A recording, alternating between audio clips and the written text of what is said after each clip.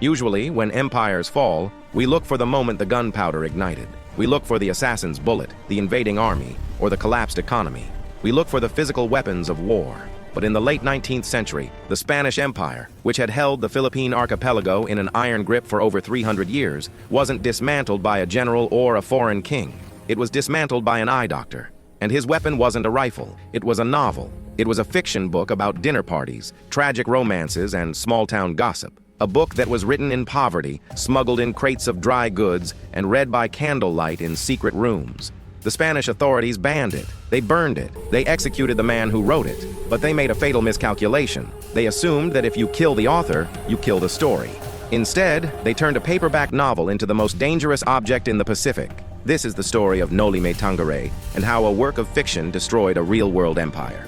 To understand why a book could be so dangerous, we first have to understand the silence. By the 1880s, the Philippines had been a colony of Spain for over 3 centuries. But the Spain of the history books, the land of explorers and navigators, was fading. In the islands, the real power didn't belong to the civil government or the military. It belonged to the friars. The religious orders held the land, the education system, and the souls of the people. It was a system historians call the frailocracy. To speak against a priest was not just a crime, it was a heresy. It was a society ruled by fear, where the native population, the Indios, were treated as perpetual children, unable to think, unable to lead, and certainly unable to govern themselves. For generations, the suffering was suffered in silence. There was no unified voice. There was no Filipino identity yet, just a collection of islands and tribes under one flag. Enter Jose Rizal. He wasn't a warrior. He didn't carry a sword or lead an army.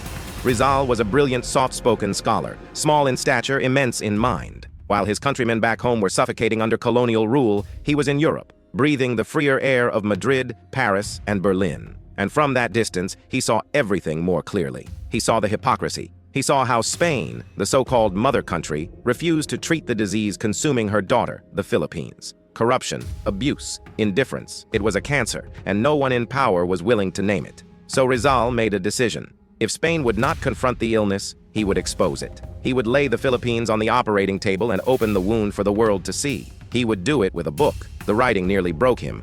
In Berlin, Rizal lived in poverty. He skipped meals just to afford ink and paper. Winter crept into his bones. One night, shaking from the cold, he came close to feeding his manuscript into the fire, just to stay warm. He was hungry, he was sick, he was alone, but he kept writing.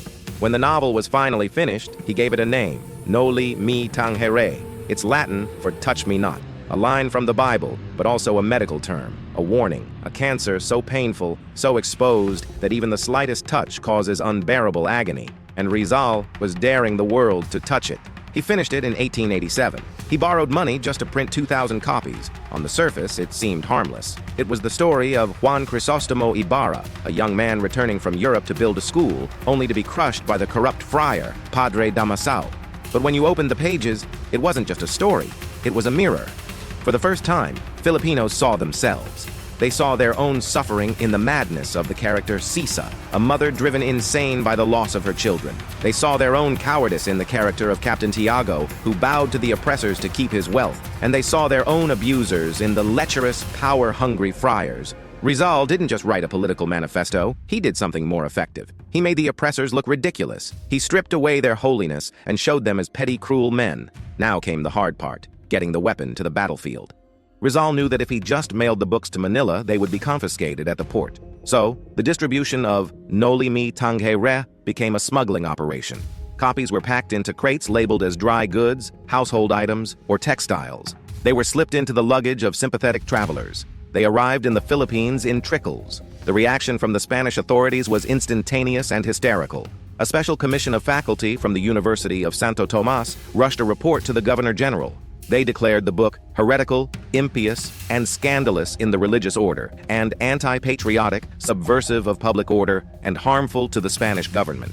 The Governor General summoned Rizal, who had briefly returned to the islands. The tension in the room was palpable, a powerful military leader staring down a young ophthalmologist. The Governor General admitted he hadn't even read the book yet, but the church was demanding Rizal's head. The ban was official. Possessing the book became a crime. Raids were conducted. Books were seized and burned in public plazas. But here is where the Spanish Empire failed to understand human psychology.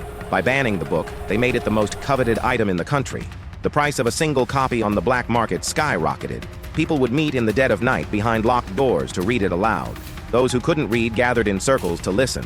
The characters, Ibarra, Maria Clara, Padre Damaso, became code words. The book created a secret language that the Spanish authorities couldn't decipher. For the first time, the Indios weren't just Tagalogs or Cebuanos or Ilocanos. They were readers of the Noli. They were sharing a collective trauma. The book was knitting a fragmented archipelago into a single nation. However, stories have a way of escaping their author's control. Rizal was a reformist. He wanted Spain to treat the Philippines as an equal province, not a colony. He wanted representation in the Spanish parliament. He wanted better schools. He explicitly rejected violence in his writings. But there was a warehouse worker in Manila who read the book, and he saw something different. His name was Andres Bonifacio.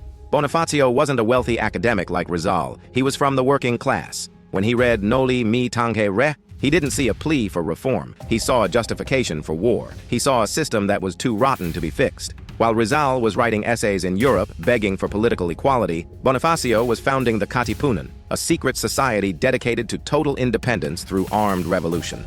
The irony is tragic. Rizal, the man of peace, had inadvertently drafted the recruitment pamphlet for a bloody war.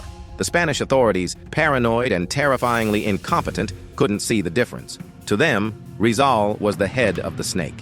In 1896, the revolution exploded. The Katipunan tore up their identity papers and raised the cry of freedom. The Spanish panicked. They needed a scapegoat. They needed to show the natives what happens when you dare to write against the empire. They arrested Jose Rizal. The trial was a farce. He was accused of founding illegal societies and inciting rebellion. Rizal defended himself brilliantly. He pointed out that he had literally written a manifesto condemning the violent uprising. He argued that he only wanted education and liberty, not blood.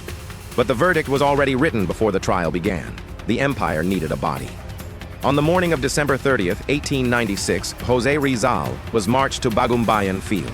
A firing squad of native soldiers was lined up, with Spanish soldiers standing behind them, ready to shoot the executioners if they refused to fire. Rizal asked to face the firing squad. He wanted to look his executioners in the eye to show he was not a traitor. The request was denied. He was forced to turn his back. As the command "Fuego" rang out, Rizal twisted his body around in the final second, falling face up toward the sky. The Spanish crowd cheered. "Viva España!" they shouted. "Death to the traitors!" They thought it was over. They thought they had lanced the boil, but they were wrong. The execution of Rizal didn't stop the revolution. It supercharged it. To the fighters in the jungles and the mountains, Rizal was no longer just a writer. He was a martyr. His name became the battle cry. The man who had rejected violence became the spiritual leader of the most violent conflict in Philippine history. Less than 2 years after that gunshot in Bagumbayan, the Spanish flag was lowered in Manila for the last time. An empire that had stood for 333 years had collapsed, and it started with ink. The legacy of Noli Me Tangere is a testament to the terrifying power of literature. It proves that you cannot kill an idea with a bullet. Spain had the ships, the soldiers, the guns, and the forts, but Rizal had a story. He controlled the narrative. And in the long war between the sword and the pen doesn't always win immediately. But when it does, the victory is absolute. Rizal's novel didn't just change laws, it changed the people. It forced a society to look in the mirror and decide that they were worth more than what their masters told them they were. Today, the Noli is required reading in Philippine schools. The empire is gone, the friar's power is broken, but the book remains. It stands as a reminder to tyrants everywhere. Beware the writer. You can burn the pages, but you cannot burn the truth. If you want to uncover more stories about how single moments or singular people shifted the course of history, make sure to subscribe and ring the bell. History is filled with forgotten chapters, and we're going to read them all.